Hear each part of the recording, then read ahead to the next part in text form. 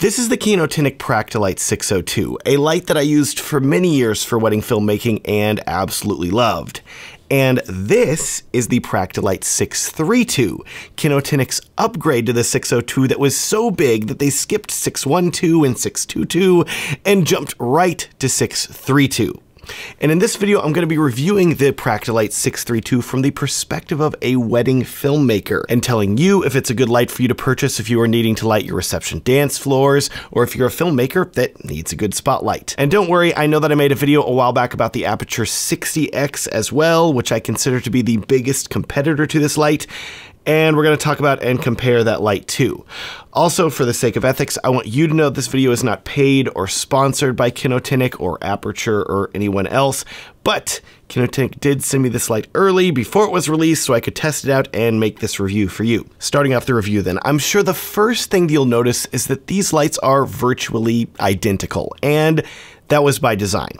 The weight and size of the 632 versus 602 are basically unchanged. So if you are someone that has used the 602, upgrading to the 632 should feel very familiar. In fact, you may be wondering, why should you upgrade at all? And here's where things get really interesting, because I think that while Kinotehnik have not changed much in regards to the exterior of this light, they have made some really big upgrades to the internals, which is what you are most likely going to care about. See, there's one big difference that you are going to notice going from the 602 to the 632, and that is the Fresnel lens at the front of the light. This is a brand new Fresnel, and whenever you combine that Fresnel with the higher output LED assembly that Kinotehnik have managed to cram into this light, I am pleased to tell you that the 632 is now approximately 3 times brighter than the 602. So yes, if one of your complaints about the 602 was that you wish that it was a little bit brighter, the 632 has made a huge improvement in this area. I especially appreciated this added brightness whenever I filmed a wedding and used the 632 to light the dance floor, and whereas the room was very dark with all the lights turned down, the 632 easily punched through the darkness, enabling me to get really great moody lighting on the dance floor, which I think looked awesome. Regardless of which camera that you're using or the ISO level that you're trying to hit, this light should be able to get bright enough for you to light pretty much anything. As a plus too, Kinotehnik has also managed to make the power supply for this light even smaller than it was with the 602. And if you decide to use battery power, which I'm pleased to tell you, you can very easily set up with a 4-pin XLR to D-tap adapter, Kinotehnik has told me that the battery life of this light is virtually identical to the 602. In my testing at a wedding, I ran the 632 for several hours with my 150 milliamp hour V-mount battery, and at the end of the night, my battery was still saying that it was essentially at full charge, which is awesome. What's also awesome is that the 632 also has a brightness boost mode that can now be run off battery power. By default, the 632 supports setting the white balance of the light anywhere between 3000 and 6000 Kelvin, but if you choose to use boost mode, the light is going to switch to 4500 Kelvin and get significantly brighter. But I would keep in mind that this white balance is not always ideal if you're working with other lights, so you're going to need to make sure that that 4500 Kelvin works with the rest of your lighting. Now, going back to the lens at the front of this light, more than just helping the light be brighter, it also results in a pretty big difference to the beam width that you're going to be able to get with this light, and that is something that you may not be as happy about. See, one reason that I loved the original Practilite 602 was because that light was able to create such a wide beam of light, meaning that if you're filming a wedding reception in a tight room where you did not have the versatility of being able to have your light set up super far away from the dance floor, you could put the 602 right next to the dance floor and still focus the light beam wide enough to light the entire dance floor. That changes a bit with the 632 though, because whereas the 602 had a maximum beam width of 75 degrees, which is pretty darn wide, the 632 on the other hand only has a maximum beam width of 60 degrees.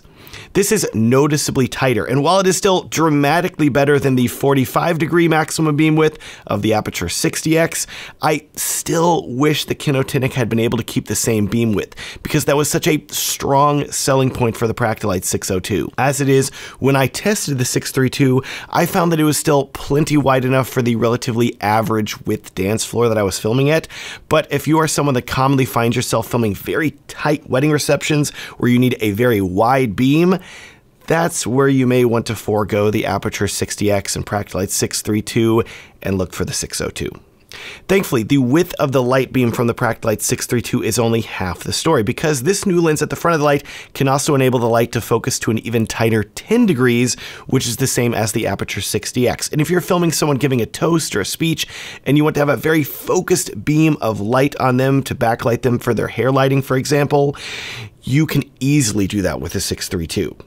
Now, another reason that I originally loved the Practilite 602 was the incredibly easy to use and intuitive app, and I'm so pleased to tell you that the 632 uses the same app in the exact same way. To control the 632 with your phone over Bluetooth, all you have to do is open the app, and your phone will automatically connect to the light and be ready to change things like the brightness or white balance in a few seconds. Compare this to Aperture's Sidus Link app on the other hand, and while that app is more robust in regards to you being able to set up and label specific lights, I think that the Sidus Link app works great for more of a studio setup. But if you're filming a wedding and you need to adjust your lighting settings incredibly quickly, the Practilite app still wins easily. Going back to the front of the Practilite 632, now you have one other nice change to this light, and that has to do with the modifiers that the 632 supports. Just like the 602, the 632 supports ProPhoto 4-inch studio head lighting modifiers, as well as one softbox that Practilite themselves make. And while that's okay, if I had one wish for the 632, it would be for this light to include a Bowens mount adapter in the box, just like Aperture does with the 60X. At this point, the Bowens mount is pretty ubiquitous as a modifier for lighting, and there's so many options out there as far as softboxes and other lighting modifiers go. And while a spotlight like the Aperture 60X or 632 are not going to be as versatile as, say, an Aperture 300X or 600D, for example, it's still great to at least have the option of using a spotlight like one of these lights with a softbox. So, Kinotehnik, make a Bowens mount adapter for this light, and people are going to love it. Please, I'll love it too. Anyways, we're not quite done talking about light modifiers, because there is one other modifier that Kinotehnik has made to work with the 632, and this is pretty cool. On the front of the 632, you're going to see that there is now a 77mm filter thread. Yes, just like at the front of most camera lenses, and this is going to give you a lot of interesting versatility, including the ability to add things like gradient filters to the front of your light, or ND filters, etc. This is a really cool way to adjust the light coming out of the 632, and while it doesn't make up for the lack of Bowens mount, I do think that it's pretty cool and fun to play around with. So, as you can see, overall, the Practilite 632 is a very nice evolution from the 602, which keeps the small and compact size of the 602 while also giving you greatly improved brightness. But what about the price? Here's where things get more complicated, because at the time of making this video, the Practilite 632 costs about $1,200. For context, when I bought my original Practilite 602 in 2018, that light cost around $950, which is definitely expensive, but there was also not much in the way of competition for compact bicolor spotlights. Now, with the Practilite 632 costing $1,200 though, there's a lot of competition, with most significantly the Aperture 60X still coming in at a little over 1/3 of the cost at $420 at the time of making this video. So here's the way I see things. If you're looking for a purpose-built spotlight that is super compact and gets super bright, with a fantastic app that is very fast, and most importantly, money is no object, meaning that you want a good light no matter the cost. In that case, I think the Practilite 632 is a great choice, and it's going to be a light that you are going to absolutely love. Otherwise though, for most filmmakers, the Aperture 60X is still the king. It may be bigger and bulkier than the 632, and its beam angle may not be as wide, but it comes with a Bowens mount adapter in the box, it's more versatile overall, it integrates really well into Aperture's ecosystem of lights, it has an app, even though it's a bit slower, and oh yeah, did I mention that it's almost 1/3 of the cost?